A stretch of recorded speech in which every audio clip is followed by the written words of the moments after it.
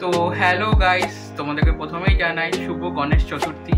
এতদিন পর ব্লগ শুরু করছি ফ্রেন্ডস। জানোই না আমার দাঁতের সমস্যা ছিল, সর্দিতে একটু বলেওছে 2 সপ্তাহ আগে আমি একটা মেজর একটা অপারেশন হয়েছে, মানে আক্কেল দাঁতে এই সাইডটা, মানে নিচের যে দাঁতটা আমার ছিল সেটা আমার উল্টো দিকে গ্রো করেছিল, পুরো গোটা আক্কেল দাঁত ছিল ফ্রেন্ডস, সেটা নিচের দিকে আমার গ্রো করছে, সেই জন্য আমার মাড়ি কেটে নিয়ে ওই দাঁতটা বার করা হয়েছে। তো পুরো এই জায়গাটা আমার সোয়েলিং হয়ে গেছিলো। উপরের দাঁতেরও বলেছিল একবারে আক্কেল দাঁতটা তুলে দেবে, মানে উপরেরটাতে তোমার একটু হালকা ক্যাভিটি লেগে গেছিলো, বলছে ওটাও তুলে দিলে ভালো, কেন একই ওষুধ সব খাওয়া হবে, আর একবারে দুটো তুলে দেবে। তো প্রচুর আমার এই জায়গাটা খুলে গেছিলো। আমি 4 দিন, ডক্টর তো বলেছে 24 ঘন্টা পর কিছু খেতে পারবে, কিন্তু আমি লিটারালি ভিতর দিয়ে একটা তোমার স্টিচেস পড়েছে ভিতরে, তো সেই জন্য খাওয়া যাচ্ছিল না। তো 4 দিন ধরে তো আমি লিকুইডই খাচ্ছিলাম, তারপরে দিয়ে সলিড খেতে শুরু করেছি। কিন্তু বলতে গেলে এই যে মানে আমার মানে অনেকেই তো ভয় পায় ডেন্টাল কিছু করাতে, বা আমার তো ফার্স্ট টাইম, তো আমার অত ভয় লাগেনি, মানে জিনিসটা মানে ভয় লাগেনি। হ্যাঁ জানি জিনিসটা আফটার সার্জারির পর এই জিনিসগুলো হবে, তো ভয় লাগেনি। আর ডাক্তার খুবই ভালো ছিল ফ্রেন্ডস, খুবই ভালো ছিল।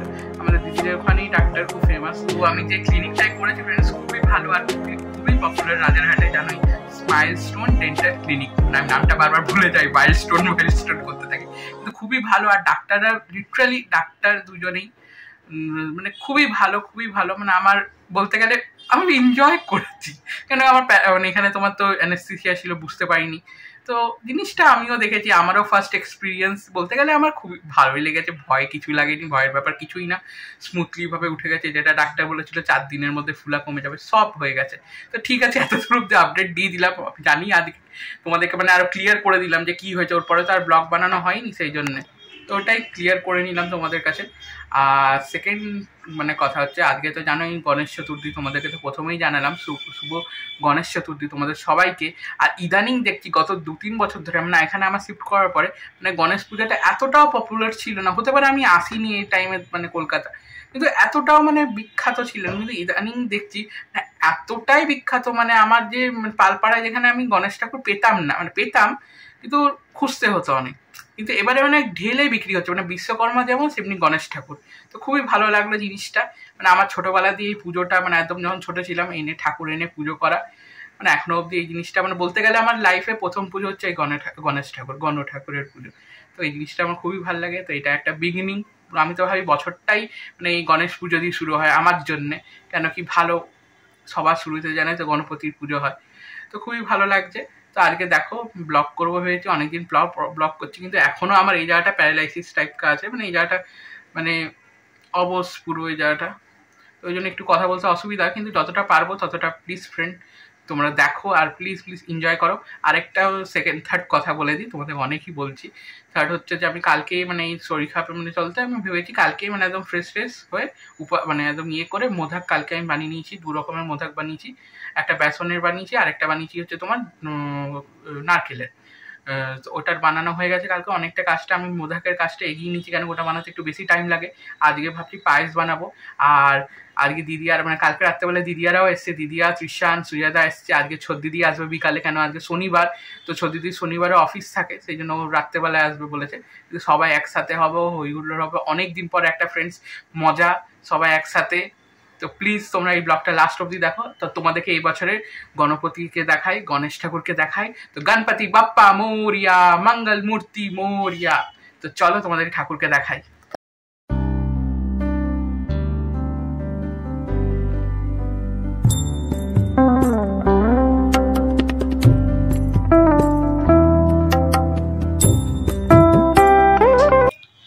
তো তোমাদেরকে ঠাকুরকে দেখালাম, গণপতি বাপ্পাকে দেখালাম।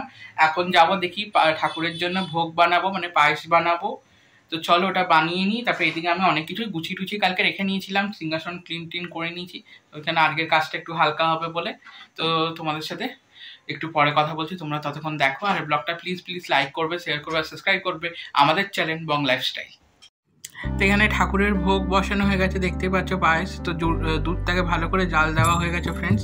তো অর্ধেক দুধ কমিয়ে নিয়েছি। আর এটা মিষ্টির পায়েস বানাবো, মানে সাদা পায়েসটা করবো, বাতাসার গুড় দিয়ে করবো না, একটু মাখা পায়েসটা করবো। তো তাড়াতাড়ি করে বানিয়ে নিই। এদিকে তো সময় অনেক গড়িয়ে যাচ্ছে, 12টার আগে গণপতিকে বসাতে হবে, বিরাজ করাতে হবে।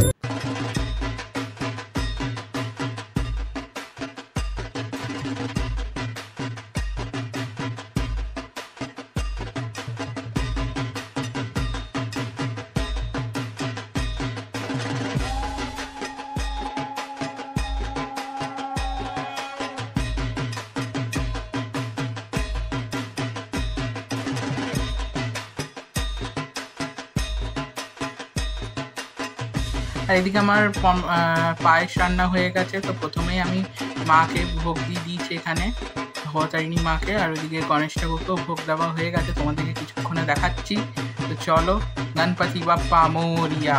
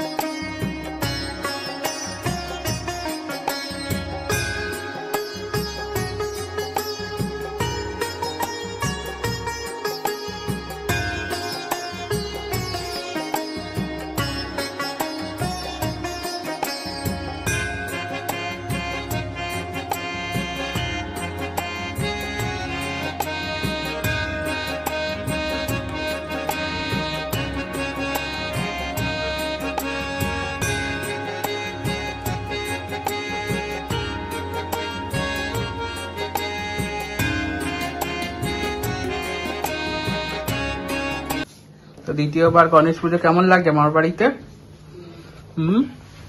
ভালো লাগছে? নম নম করে দেখ গনু, গনু, গনু, গনু, একটু নম করে দাও, ঠাকুরকে নম করে দাও। গনু, গনু, নম নম, গনু, গনু।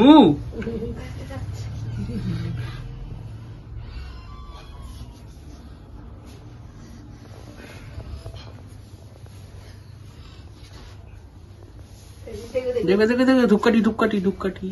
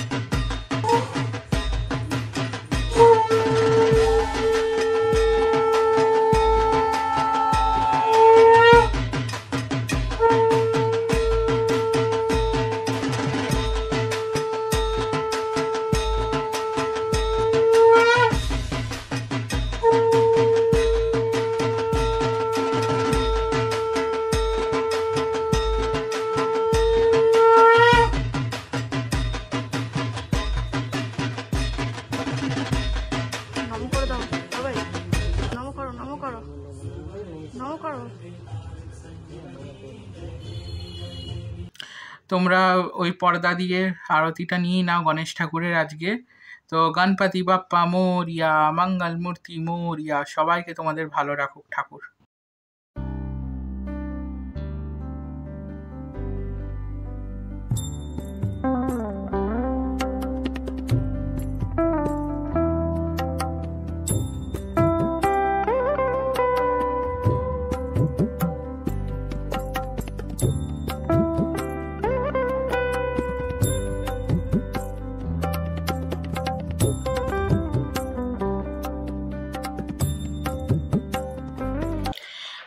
ফ্রেন্ডস, এই পুজোটা জাস্ট সম্পূর্ণ হলো।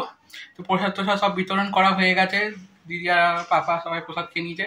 এখন আর ভাল লাগছিল না, তো পাপাই বাসনগুলো মেজে দিল, যা যা বাসন বেরিয়েছিল ঠাকুরের সব পাপাই এখন। গরম লাগছে না আজকে প্রচন্ড গরম, কিন্তু বাইরের ওয়েদারটা কিন্তু ভালো আছে, মানে মেঘলা ওয়েদার, কিন্তু তাও গরম লাগছে। তো ঠিক আছে, ঠিক করে যে বাপ্পার পুজোটা দিতে পারলাম আজকে সম্পূর্ণভাবে, মানে মনটা একটা সন্তুষ্ট যে বাপ্পা এসছে বাড়িতে, দেখতে পাচ্ছে এখন বিরাজমান আছে। তো পাপা সব মানে হেল্প করে দিচ্ছে এখন, ওইদিকে মা বসে আছে, ওই ঘরে সব তৃষান, এরা সব তৃষান মানে এখন ঘুমিয়ে পড়েছে। তো তোমাদের সাথে বিকালবেলায় তৃষানকে দেখাবো কি করছে কি না করছে, আর বিকালবেলায় দিদিও আসবে। তো চলো একটু পরে কথা বলি। আর তোমাদেরকে আরেকটা কথা বলি যে লাঞ্চে আমি আজকে বাসন্তী পোলাও বানিয়েছিলাম, এক ফাঁকেই বাসন্তী পোলাও, মানে এতবারই বানিয়েছি যে আমার বানাতে এখন খুব তাড়াতাড়ি আমি বানিয়ে নিতে পারি। জানি না আজকে ঠাকুর করে ভালো হোক, এটাই হচ্ছে চাই। আর পায়েসটা খুব ভালো হয়েছিল ফ্রেন্ডস, পায়েসটা মানে আমি ভয় পাচ্ছিলাম কেমন হবে কি না হবে, একটা কারণ খুবই ভালো, সব কিছু ভালোভাবে হয়েছে। মোদকও সবার পছন্দ হয়েছে, যাক নিজের দিয়ে ভালো লাগছে, সবার ভালো লাগছে যে ভালো বানাতে পেরেছি, বাপ্পার পছন্দ হয়েছে।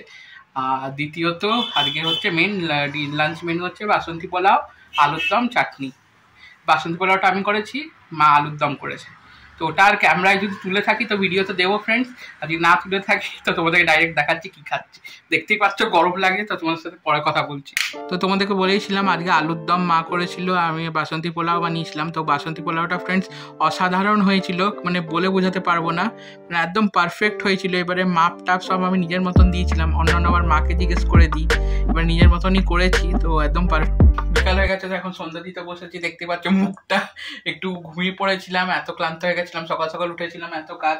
এখন সন্ধ্যা দেবো, তারপর মানে এত সুন্দর যে বাপ্পাকে লাগছে সাজানোর পর, তোমাদেরকে মানে বলে বোঝাতে পারবো না। সারাক্ষণ মানে ফোনও চালাচ্ছি, তো আমরা সবাই রিলসে বাপ্পারই ছবি দেখছি, এমনিও বাপ্পা যে বিরাজমান আছে, মানে এত সুন্দর লাগছে, মানে কি বলবো, মনটা মানে আলাদাই ফিলিংস হচ্ছে। তো চলো তাড়াতাড়ি করে সন্ধ্যাটা দিয়ে দিই, তারপর তোমাদের সাথে আবার কথা বলছি। ওইদিকে তৃষানও ঘুমাচ্ছে, এখন ও দেরিতে ঘুমাচ্ছে, দেরিতে আজকে মানে ঘুমিয়েছে দুপুরবেলা, ওই জন্য এখনো ঘুমাচ্ছে, ওই জন্য আস্তে করে গান বাজাচ্ছি। আর সেকেন্ড কথা হচ্ছে এখনো ছদিদি আসেনি, আসবে একটু পরে মনে হয়, এখন ও মনে হয় ট্রেন ধরছে হয়তো, ওরও একটা মানে আজকে অফিস। তো চলো এখন পুজো টুজোটা করে নিই বাপ্পার, তোমাদের সাথে আবার পরে কথা বলছি। তো ফাইনালি ছদিদি চলে এসছে, এখন প্রায় বাজে 7:30 মতন। ও ঢুকলো, প্রণাম করছে, দেখতেই পাচ্ছ, ভক্তি ভরে প্রণাম কর। ভক্তি ভরেই করছি, নিষ্ঠা ভরে ভক্তি ভরে প্রণাম কর। তোমরা দেখতেই পাচ্ছ আমার ভাই কি সুন্দর গণেশ ঠাকুরকে সাজিয়েছে, আর আমাদের গণেশ ঠাকুরও খুব সুন্দর দেখতে এনেছে আমার ভাই, খুবই কিউট লাগছে দেখতে। আমি তো অফিসে ছিলাম, তো অফিসেই আমি ফটোটা দেখেছিলাম, দেখে নিয়ে এত সুন্দর সাজিয়েছে, তো আমার মনে হচ্ছিল কখন আমি আসবো বাড়িতে এসে নিয়ে দেখবো। তো খুবই ভালো লাগছে আমার। আর তোরা কি করছিলি এতক্ষণ? এতক্ষণ বসেছিলাম, তৃষানের সাথেই সময় কেটে যাচ্ছে। আর আরেকটা জিনিস গাইস, বাড়িতে তো বাপ্পা এসছে। হ্যাঁ আরেকটা জিনিস গাইস, আজকে আমি ভাবছিলাম কি ট্রেনে ভিড় হবে, বাট ভিড় ছিল না। তো মানে লাকিলি আমি বেঁচে গেছি, খুব হালকা হালকা আরামসে বসে বসে এসছি, তো ভালোই লেগেছে। আর তো চলো এবার চেঞ্জ করি, অনেকক্ষণ ধরে সকাল থেকে অফিসে ছিলাম, তো এবার চেঞ্জ করে পরে কথা বলছি। Okay bye. তো সুয়াদা আর পাপা বেরিয়েছিল বিকালবেলায়, তো আমাদের জন্য সবার জন্য দই ফুচকা নিয়ে এসছে, তোমাদেরকেও দেখাই, শেয়ার করলাম।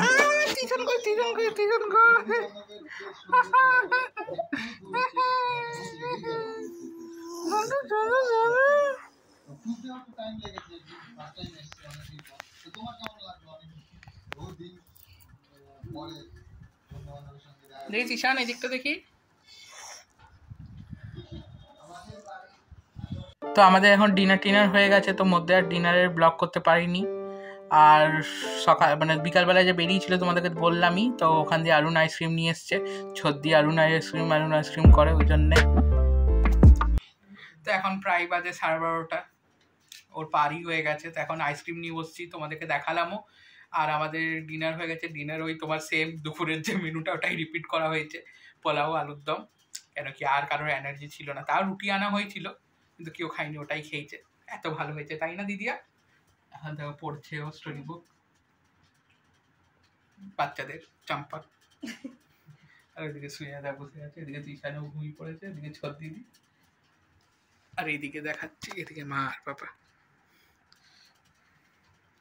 তো চলো আজকের ব্লগটা এত দূরেই থাকুক। তো লাস্টে তোমাদের বলে দিই, গণপতি বাপ্পা মোরিয়া, মূর্তি মোরিয়া।